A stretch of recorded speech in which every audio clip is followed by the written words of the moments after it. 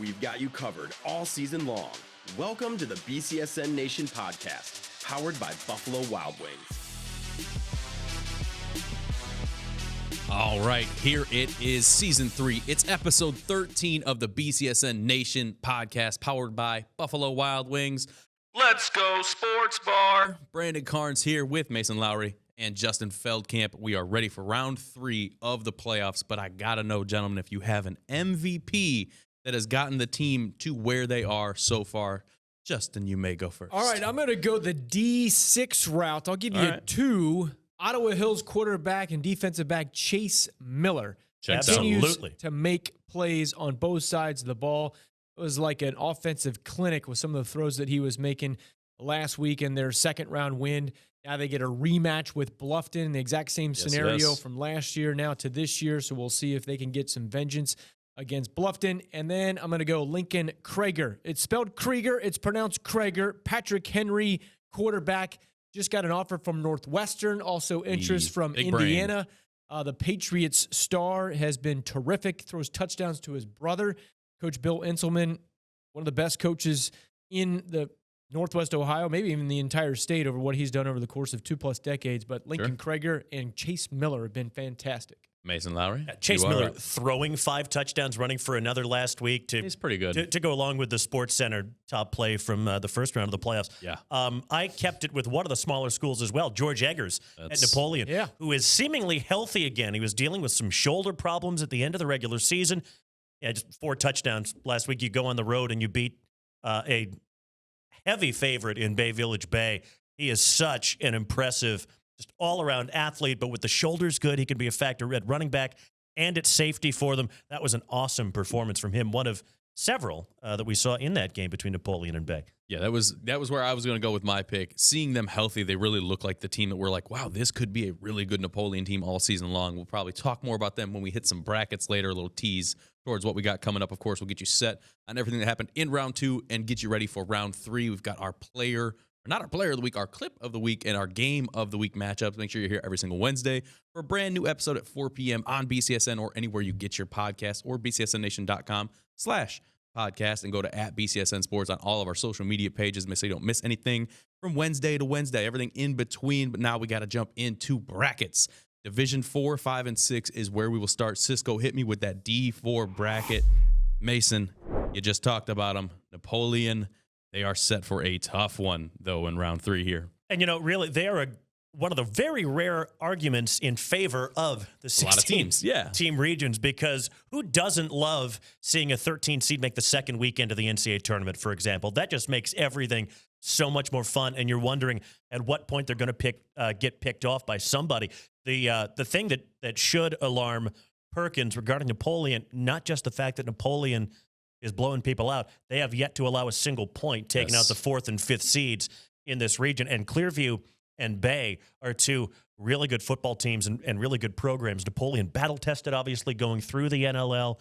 You've got to play so many, not just talented teams in the Cardinal that are similarly sized, but they hung tough with Anthony Wayne for a while, too. Sure. So I don't think they're going to be fazed by Perkins. With that being said, Perkins is just kicking the crap out of everybody this year. And they do play not a schedule on par with Napoleon, in the sense that Napoleon's got to play a lot of much bigger schools. Perkins only has to play marginally bigger schools, but they've shut out a Sandusky team that went toe-to-toe with Anthony Wayne also. So it's going to be really interesting to see what ends up happening there. And that Shelby-Ontario game on the bottom of the bracket, sneaky good. Obviously 2 teams that are outside of our footprint by some distance, but Mason loves the Whippets. I do. That could be a race to 42 points or 50 points. 2 Whippets really like to race. That checks out. Indeed, they do. 2 really high-octane offenses. That's going to be fun. All right, Division 5. Mr. Feldkamp, you are up, my guy. All right, so you got a 1 seed, a 2 seed, a 3 seed, and a 5 seed. Norwayne, the 4 seed, ousted by Eastwood. You could make the argument that Eastwood could be a 4 seed caliber type of team, but just 1 spot behind. But you mentioned Sandusky Perkins. Their lone loss is to that 1 seed you see on your screen, Edison, earlier this year in a close game. And I've been talking about Liberty Center and Oak Harbor. So a little factoid here, of all of the remaining teams and matchups this Friday across the entire state of Ohio, there are 2 12-0 versus 12-0 games. both from Northwest Ohio. Liberty Center, Oak Harbor is one of them, and Anthony Wayne and their matchup against Highland is the other. And this matchup with Eastwood, you know, they got a former Perrysburg Tide. Sam Cotterman is their head coach now. He's got at least one former Perrysburg player on his staff in Drew Sims. And Edison has been a wrecking ball all season long as a Division 5 team. And then Liberty Center, the state runner-up from last year, Oak Harbor, those two teams of the last 5, 6, 7 years have just been the cream of the crop when it comes to the NWAL and the SBC and now the NBC. Both of those teams have won the league title 3 years in a row. So this is heavyweight versus heavyweight. All right, we knew Division 5 was going to be great. Now we're jumping to D6, Region 22. You see 2 red teams left up there, Hopewell out and Patrick Henry, and then Bluffton and O Hills, Mason. I love seeing the top 4 teams in the region get to this round. Yeah. As much as I love seeing the upsets, and Napoleon, what a great story as a 13 seed, and Lexington and Region 10, which we'll get to in a little bit. These should be 2, not just fantastic football games, but they're 2 rematches. Hopewell Loudon lost to Patrick Henry last year. PH got to the Final Four and lost to Marion Local, was it? I think it was Marion Local they lost to in the Final Four. It's a matchup of 2 great coaches, and I'm glad you pointed that out, Justin. Bill Inselman, so good at Patrick Henry for so long. Hopewell Loughton's got Brian Colatruglia, who's been there for a while with a little detour over at Tiffin Columbian a little over a decade ago, and he does an awesome job. And, of course, Bluffton and Ottawa Hills, that's a rematch, which I think we're going to dig into a little bit more a bit later on. The question for me, Bluffton having beaten them 26-0 last year, has Ottawa Hills closed a 4-touchdown gap between themselves and Bluffton? I don't know, but we're going to find out. Yeah, I think so. And it might have even been 34-0, but Ottawa Hills was out without one of the Pillarelli brothers, broke his collarbone. A couple of other star players were kind of under the weather, according to Coach Brandon Carter in one of our interviews with them earlier this week. Yeah. So Ottawa Hills much better prepared. We're not just saying that. The Green Bears are saying that, but it would be a task to knock off a Bluffton team. All right, so obviously you can catch all of those games, most of those games that we've talked about on the BCSN Plus app, and we'll let you know which all of those are at the end of the show, as we always do. But for now, we'll be back in 30 seconds after an ad from Buffalo Wild Wings. Buffalo Wild Wings, buy one, get one free. Boneless Thursdays saved me so much cash. I can finally do everything I've ever wanted in life, like skydiving. You ready? No, this was a mistake, a huge mistake. I want to go back. I want to go back. Go! Yeah, I'll probably just use the money I saved to get more buy one, get one free boneless wings at B-Dubs. No brainer. Buffalo Wild Wings. Let's go sports bar. At participating locations, not valid with other offers or discounts. See website or app for details. All right, and let's go back to that Division 4 matchup. The glass slipper fits for Napoleon so far. They haven't given up a single point, 28-0 over Bay Village Bay in round 2. Eggers dominant last week, 141 yards, 4 touchdowns. First time they've won 2 playoff games in the same season in 21 years. But they have, as we mentioned before, a very formidable opponent in Sandusky Perkins, who's scoring just 48.5 points per game in the playoffs. No big deal. So we haven't allowed a point to, boy, we sure know how to score points, Mason, coming up this Friday. Yeah, no kidding. Unstoppable force, immovable object, that whole fun thing. Absolutely. And, we were talking about Perkins just a few minutes ago. They have beaten up on some really good football teams. Rocky River, who was the number 4 seed in Region 10, Padua Franciscan, they were right up there too. Shout out Sandusky in Week 9. That's such an impressive Sandusky team that figured out how to slow down Mason Heinschel 2 weeks ago and came within a quarter of pulling off another major upset, a much bigger upset. Yeah, over Anthony Wayne. Against Anthony Wayne. And when you consider that their one loss is by 1 point to Edison, who certainly could win a state championship in their division. Really, really, really impressed with these guys. I do feel as though, and I said this already, Napoleon might be a different challenge in terms of their physicality and the way that they always embrace that underdog role. Napoleon will not be out-physicaled.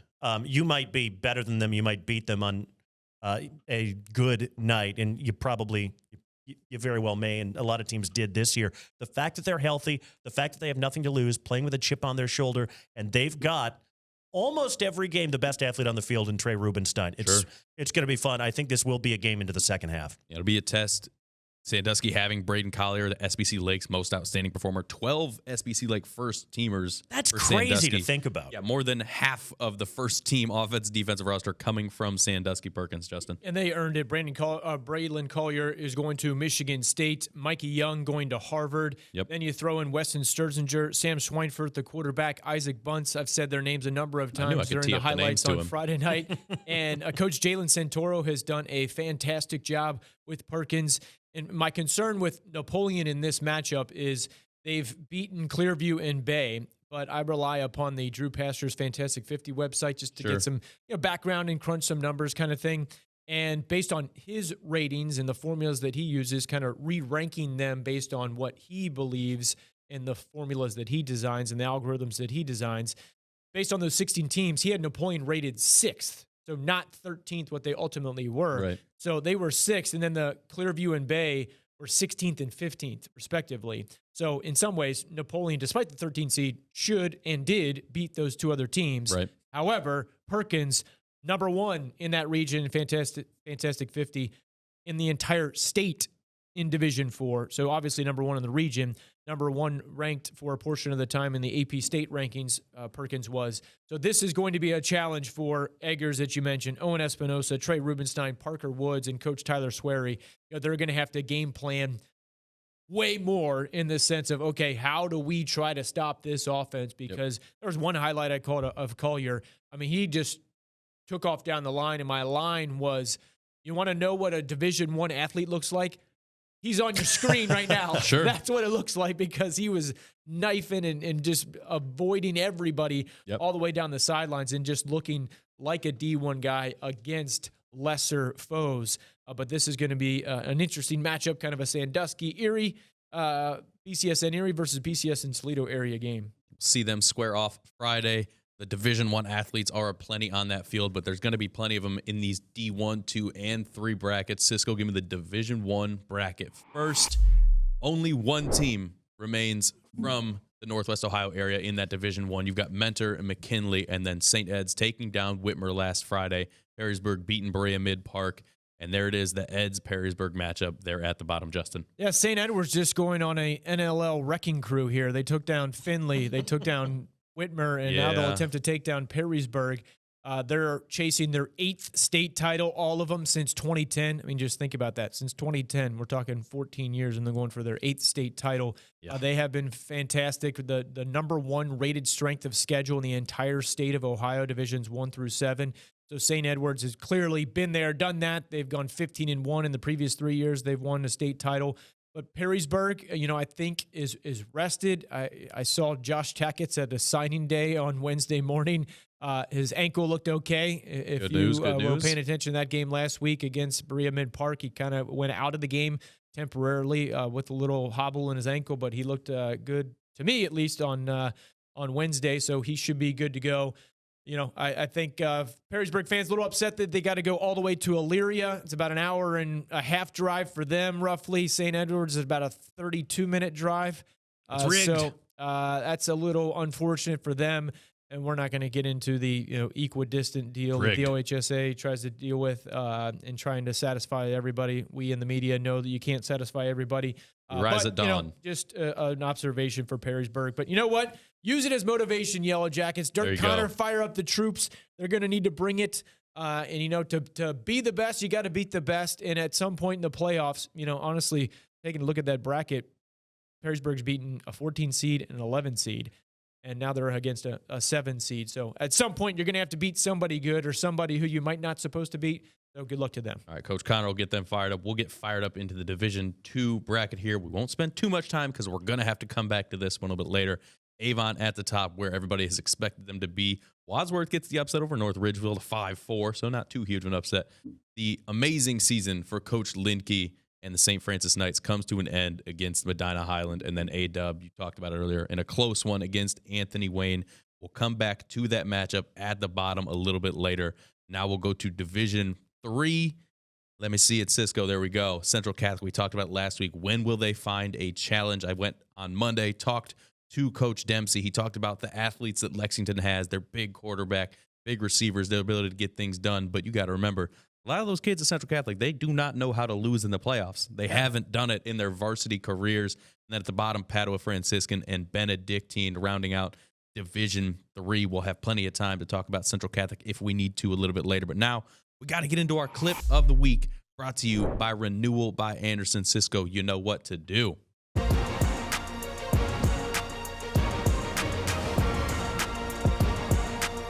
Here it is. The only highlight we'll give you of Bay Village Bay, and you got to admit when something is a highlight because, woof, Mike Farrell laying it out in the end zone. That's their quarterback, to quote T.O., that's my quarterback. Owen Espinoza putting one into the end zone, and a great catch. It didn't result in points, so take that, Rockets, but a great interception by Bay Village, and their only real highlight as a 28-0 win from the Wildcats. Our video froze. That's okay because their whole team froze on Friday taking on Napoleon. But you got to give credit where it's due. It got 120,000+ views on our TikTok for a reason. It's a highlight. Yeah, both players of both teams are diving, so it's kind of like who's going to be the diving successor there. Who ended up in better position. Bay was slightly in better position. But, kind of a little back foot throw there from Espinoza, almost. It could have been a highlight reel for either of the guys who caught it, honestly. But credit to Bay there. But to the victor go the spoils. Napoleon Wildcats into the next round. Here's my question. Yeah. Which play do you like better, this one or Chase Miller's from the previous week? Kind of similar, one-handed, really impressive interceptions up against an out-of-bounds line. Chase's was on the sideline. This is in the back of the end zone. I tend to gravitate towards Chase Miller. Sure. The degree of difficulty is insanely high, but, man, what an impressive play that is from Mikey Farrell. Yeah, I'm cool playing favorites with that. Jackson Snyder had a great interception for Ottawa Hills, too, where he almost Chase Miller, tipped the ball down to himself. It was a bad block that called back a nice return on that, but O'Hill's making all kinds of plays. We could put them in here every single week if we wanted to. We've got to share the love, and this is the only thing that Bay Village has to walk away from that loss to Napoleon. So we'll take it. You want more? Just like this one, head over to our TikTok. That's at BCSN Sports. That thing's got 120,000+ views on it. Keep racking those up while we're at it. But now, student section of the season. Cisco, put up that list for me. There are 10 teams in the running to not get the belt for a Friday, but keep that thing. Rossford, Maumee, Central, O'Hills, Northview, Bowling Green, St. John's, Perrysburg, Clay, and Anthony Wayne are 10 regular season winners. One of them will keep the belt. Here's a little teaser. We know who it's going to be. You'll find out who it's going to be soon. The decision has been made on our end. The best that you could send us from hashtag SSOTS is going to keep you that belt, so be tuned for that announcement. But now it's time for a state title. We're only in round 3, but it's time for a state title, an 8-man ball. Toledo Christian back in position to play for a state title. They're undefeated. They're taking on St. Mary's Central Catholic, who they beat 28-0 a few weeks ago. So not a good thing for the Panthers, but we got another Erie and Toledo BCSN matchup, Justin. Yeah, I'm looking forward to this one. Yes, 28-0 in the regular season, but I was talking to Coach. Spread's 28.5. There you go. I was talking to Coach Andrew Skeels and one of his players earlier this week, and I said, how do you guard against that and not say, oh, we will have an easy time with it because we shut them out. And he said, well, it's the focusing on what we did not and what we were not successful in that game to cite the 28-0 victory. And they said at some points that SMCC converted a number of fourth down plays, and they didn't get the line of scrimmage battle won as well as they wanted to on TC's side. So they are fully aware of what that they need to do because they've been there, done that. In 2022, TC was in this championship game and lost to Holgate. Last year, they avenged that loss and beat Holgate. Now they eliminated Holgate last week in the semifinals, and now they get Sandusky St. Mary's Central Catholic here. So Coach told me that they got to have the defensive line show up, and that's been an important aspect of their success this year on the defensive side of the ball. And for Coach Skeels, rely upon Tyler Grace, the quarterback. Rely upon Carter Kester. I mean, when he was playing against Holgate, I was there getting some highlights of that game on the sideline. It was just the Carter Kester show. He just is better than everybody else, quite frankly. You're there for one quarter, and you see an interception, you see a pick six from him, and then you see a quick out route along the sidelines, and then it's just a vapor trail to the side to the end zone, just beating anybody and everybody, even a safety who was over there helping out top. He just beat him straight down the line. So, Good idea. Game plan. Give the ball to Carter Kester. Yeah, find 12 and you get 6. There's your math for the day. Chalker, I went and watched St. Mary's game on the BCSN Plus app. Here you go. There's your promo. Perfect. They beat Chalker 41-6 last week. Quarterback Grant Swain for the Panthers. He's only 5'7", 125. But he was leaving everybody in the dust in that game. They had a defensive lineman, Gabe Birch, who was a wrecking ball. You talked about winning that line of scrimmage. Those two on both sides of the ball were a problem that Chalker did not have anything to account for. Mason, I'm going to give you 40 seconds for your rant because I know you're seething inside about 8-man football. Put OHSAA on blast. Go. Yeah, I'll plug my ears. I'm so annoyed that the OHSAA, I think, is failing to read the room in terms of 8-man football. They seem to really want 8-man to be a stopgap for schools to build up their numbers and get back to 11-man. I don't know if they're following the way the population is kind of changing in areas that need 8-man football. It's not coming back and it's not getting better. Populations are dwindling in these areas. Small religious schools like Toledo Christian, Cardinal Stritch, Fremont St. Joe is going to start playing 8-man. Did they this year or next year? They did. Yeah, I was going to say, if it hasn't come already, it's going to. They need to encourage more schools to adopt 8-man so they can sanction it. Otherwise, it's going to be a very regional thing in Northern Ohio, and that's to the detriment of every other part of the state. Buzzer goes off. Mason's done with a rant and a rave, but now we're done ranting, and we can rave about our game of the week brought to you by Dunn Chevy in Oregon.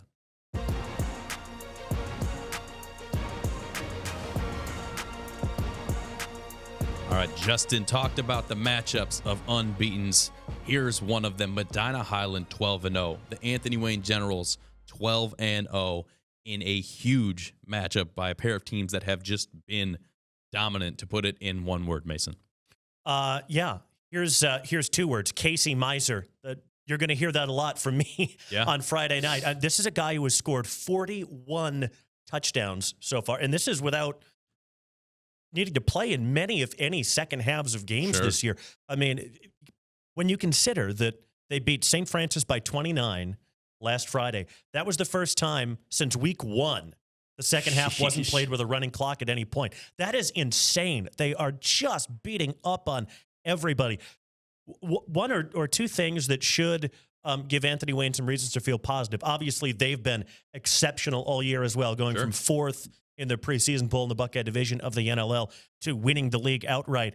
I think they have more explosive guys than Highland does when you consider Kinney and Gardner as a two-headed monster in the backfield, some talented big play wide receivers. We were reminded in week 10 that they're not just a team that can run the football because Grant Kinney threw those 3 phenomenal touchdown passes. There's a reason he's going to go play at Colgate. Highland does not have a terribly mobile quarterback, a game manager, a guy that makes tremendous decisions. 25 touchdowns against 2 interceptions this year. They don't beat themselves. Anthony Wayne's going to be the best team that Highland's seen this year, with a possible exception of Hudson, who played them within a touchdown in week 1. Anthony Wayne has been far more battle-tested, far more recently. I think Anthony Wayne's going to be in it, and they're trying to exact revenge over last year when Highland knocked him out. Absolutely. The revenge factor is what I was going to pitch to you, Justin. Mason stole my thunder, but that is okay. Yeah, I do that sometimes. They lost 31-10 last year, and then there's some people on this Anthony Wayne team, whether they were on varsity or JV or freshman or maybe coming up the ranks in junior high, who saw Anthony Wayne lose to this same Highland team in 2021 and then going back to 2017 as well. So they're familiar foes in the postseason, and Anthony Wayne is kind of due, and they have the best team record-wise. They've had 12 wins, the most in school history. I think that this is a team who goes to work and then does their job each and every time. The senior class has been playing football together since 3rd grade, and Coach Andy Brungard told me that you need 3 things in the postseason to have continuous postseason success. You need health, which they have. No starters are missing for Anthony Wayne 13 weeks into the year. You need luck, and then you need to win the line of scrimmage. So obviously on this Friday night, win the line of scrimmage will be key. Take care of the football. In a game like this, 1 turnover, maybe even in the first quarter, could be a difference maker in the final outcome of the game. Highland likes to run the ball and control the clock. Anthony Wayne likes to get their athletes in space and break away with some big plays, whether that's running or passing. I think a lot of people assume that when you say those big plays, it's always passing, but that's not the case with Anthony Wayne. They got Grant Kinney, who's a quarterback, and take off and go on a jet run and take off. Same thing for Braden Gardner. But this is definitely the best version of Anthony Wayne, I think, since Andy Brungarter's taken over in 2016. Now, they've had D1 athletes that have been better individually. Just last year, Dylan Robinson and Wynn Sharp, two BGSU guys right now. But I think in totality, maybe across the line of scrimmage, offensive and defensive lines, and then the ability to be a wide receiver by committee type of deal, where in previous years or previous playoff runs, they've had maybe one guy that a defense has had to key on. So I think there's a lot of different, you check the pros and cons list. There's a lot of pros for Anthony Wayne in this matchup against Highland. Yeah. Can I just say, and this is purely anecdotal, but I can't help but think to the last time I covered a Highland Hornets team in Bellevue. They dominated Central Catholic for 3 quarters and completely fell off the edge of the map in the final 7 minutes or so. That crazy defensive lineman interception from Dylan Fisher. And the ball fumbled.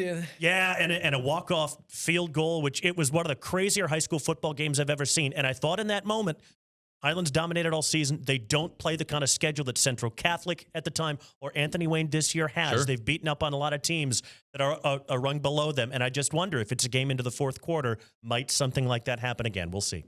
Mason wonders, and I wonder who you think is going to win this. Head over to our X page for our Game of the Week poll. That will close tomorrow at 11 a.m. Get your votes in. I know where our votes are going to go, but now it's time for us to go. Back in the past, one of our top 20 male athletes of the BCSN era takes us over to St. John's.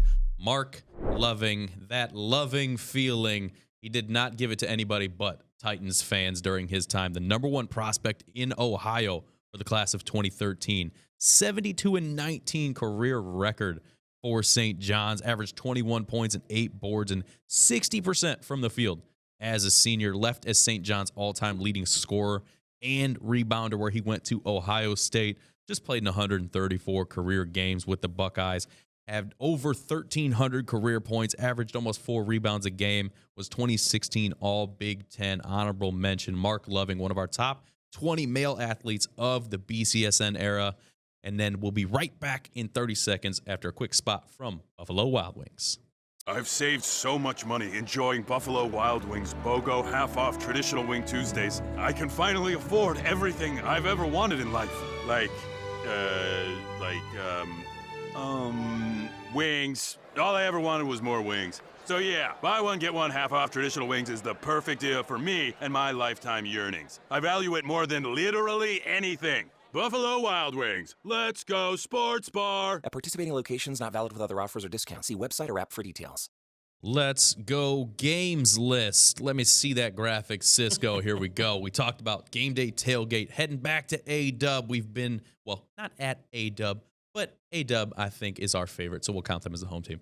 Highland and Anthony Wayne, St. Ed's, Perrysburg, Lexington, and Central Catholic. Then you've got Perkins, Napoleon, we talked about. Eastwood taking on number 1 Edison, and Bluffton and Ottawa Hills, a playoff extravaganza for round 3. Plenty of action to catch on the BCSN Plus app on Friday, Justin. Yeah, looking forward to tailgate. Our guys, Matt Kriegel and Godfrey Lewis, will unveil their first team all BCSN Friday Night Warriors. So we got a great list of guys, 11 players total, 5 offense, 5 defense, and 1 special team. So you'll want to tune in for that. That Central Catholic matchup. You know, Central Catholic has won state titles in 2005, 12, 14, 22, and 23. So they're going for 3-peat. They got to take care of a talented Lexington team who started 0-3, but has won 7 out of 9 games since and beat Maumee in the first round. And we've broken down that Perkins-Napoleon game quite a bit. Ride or die for those Panthers. others as well.